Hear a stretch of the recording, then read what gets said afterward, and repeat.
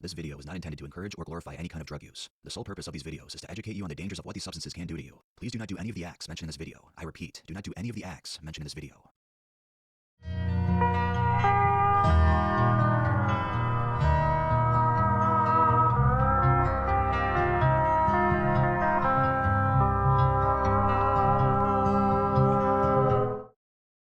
Welcome to the world of Tales from the Trip.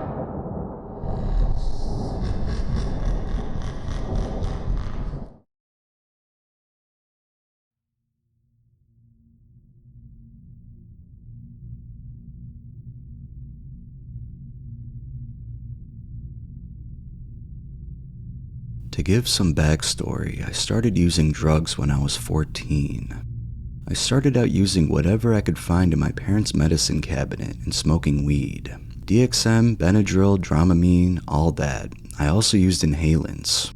I graduated to opiates, benzos, other prescription meds, cocaine, Molly, and all that when I was 15 to 16 years old. I never really drank alcohol unless I was already on bars. My story with crack started when I was 18. I was already using fentanyl, real heroin when I could find it, and benzos heavily. I was using meth and coke as well. I loved speedballing. I had already been cooking and selling crack for a little bit after an OG from one of the hoods I hung out with taught me how to. One day I was with some OGs in a trap house in the hood and was cooking up and serving them. If I remember correctly, I was chilling with them and was sniffing coke and smoking a bowl while they smoked the rock. An OG named Larry started telling me how great it was and that if I liked coke, I would love crack. I had already been curious about it for a while, but I had yet to try it. They all started talking it up and eventually I caved in. Larry showed me how to smoke it and packed up a fresh rock into his pipe and handed it to me. I lighted up, pulled, and held it in for a little. I exhaled, then boom, it hit me. I felt like I was a roller coaster. I heard what sounded like a train ringing in my ears, and my head felt like it was expanding. I felt like I was so energized, yet so relaxed at the same time. I spent the rest of that day cooking up and smoking with the OGs. I was in love. I spent the next few months smoking crack almost every day. Some days I would smoke up to 500 to 1,000 milligrams worth of it, which led me to some crazy experiences. I had ran away from my parents' house and was staying in a trap house in my hometown, hustling and using all day every day. I began binging fentanyl, meth, and crack, and went into psychosis, worse than the time I took Datura.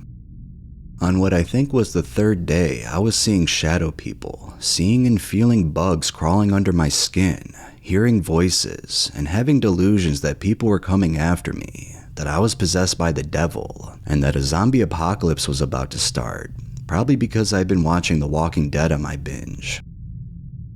On what had to be like the fifth day, things got really bad. I thought the zombie apocalypse had started. I was seeing zombies walking around outside when I looked out the windows and hearing them try to get in. They were clawing at the windows and groaning. I was hiding in a corner with a gun, ready to blow at any zombies that got inside. I woke up my homie Sam, rambling about the zombies and how the apocalypse was here. He realized I was bad off and gave me some Xans to calm me down. I took like 5 and passed out shortly after. Another time, I was staying in my homie Roderick's trailer after running away from my parents' house again, and had stayed up for what he said was a week straight binging crack. Sam was there too. I was tweaking out, having the same delusions of bugs under my skin and seeing shadow people. I was hearing what I thought were demons screaming from inside the walls. I remember looking in the mirror and seeing a giant centipede crawling out of my eye. Roderick gave me his cart thinking it would calm me down. I took a couple big hits, and a few minutes later, I went full schizo mode.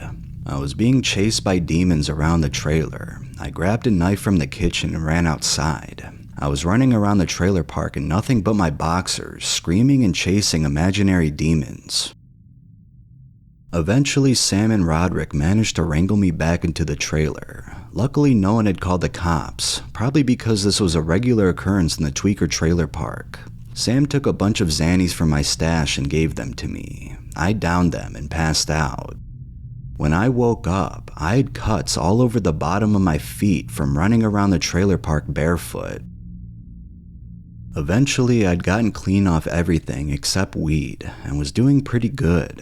I was living back with my parents and had cut off all my connections and everyone I was selling to. I got into a relationship with a beautiful girl who proposed to me like 2 months in.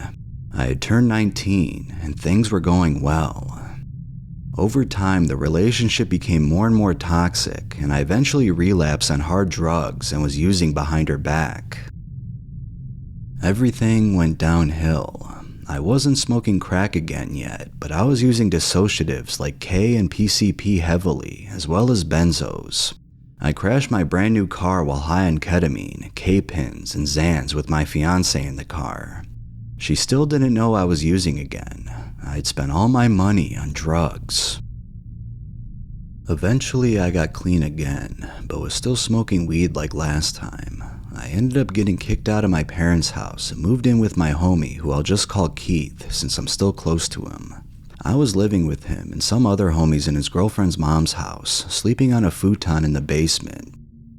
I lost my job because my license had been suspended due to me skipping court on multiple reckless driving charges because I was too busy getting fucked up and had to pay an insane amount of money to the court. My fiancé and I eventually broke up, and I got kicked out of the house after being accused of stealing my homie's girlfriend's mom's medication, which I wasn't. Keith and I ended up moving into his sister's apartment, but shortly after we got kicked out for smoking in the apartment. My parents let me back at their house, and I got a new job at Ingles, a grocery store chain here in North Carolina. I started using hard drugs and hustling again. I started smoking crack again. I got fired from my job at Ingles after getting caught smoking rock in the bathroom. My life was already going downhill again. I met this guy who I'll call Tyler since I still keep in touch with him. He smoked meth and crack and we started using together a lot. I'd go over to his trailer and smoke weed and clear and rock with him and his aunt. I also met a girl who I'm going to call Elizabeth the same day I met Tyler. She was a fentanyl addict and smoked meth and crack. I hung out with her and we'd smoke meth and crack and fuck for hours. We'd pause in the middle of having sex just to hit the stem. My life was completely out of control again. I would run away from my parents' house for days and stay at trap houses to use. I eventually got kicked out of my parents' house again after they found out I was high. I lived in a hotel room for like 2 days before my parents came and took me to a halfway house on my 20th birthday, where I decided to stay. I stayed there for a few months, still getting high by taking Seroquel my roommate gave me, sniffing my Buspirone, using Benadryl and DXM, and huffing duster I stole from my new job because I knew I could still pass the drug tests. One day I left and went to go smoke weed with Tyler because I was going to another halfway house and I was upset about it. We ended up smoking meth, fentanyl, and crack all night. I went back to the halfway house the day after and moved to the new halfway house the day after that. Since I already had weed in my system, I thought I could get away with smoking weed for a little bit at the new halfway house. I hung out with one of my homies a few days in and bought a card off him. It was also in the city, so I could walk downtown and get weed and other drugs during the daytime. About a month or two into my stay, I ended up walking downtown to find some weed and ended up smoking weed and crack with a homeless guy in a back alleyway. A new kid named Nate moved into the halfway house and we started going downtown and hustling for drugs. We'd walk to the YMCA and steal phones and other stuff out of the lockers and sell them on the street. We ended up smoking meth and crack pretty often, and I'd abuse the Suboxone Nate would give me from his script. At first, I'd only use after I got drug tested, so I'd have a few days to get everything out of my system. Then it became more frequent. I was spending all the money my parents sent me, and the money I was making on the street on crack and weed, and sometimes meth. There was also a kava bar real close to the house that we would walk to, so we'd go down there and drink kava and buy THCA pre-rolls. I was smoking crack every day and ended up getting caught a few times after they found cocaine in my system. I was spending $100 to $200 a day on crack. The people who ran the halfway house made it so that we couldn't leave the house without staff, and I ended up getting kicked out. I went to a new halfway house, which is where I am at now. I am doing a lot better. I'm actually taking my recovery seriously this time. I know I can't go back to that lifestyle. It is not sustainable and will either kill me, put me on the streets, or put me in jail. I'm currently working on having 7 months clean from everything and feel the best I've felt in a while. I also turned 21 in August. It hasn't been easy by any means. I still have using dreams and cravings, especially for crack, but things are definitely getting better.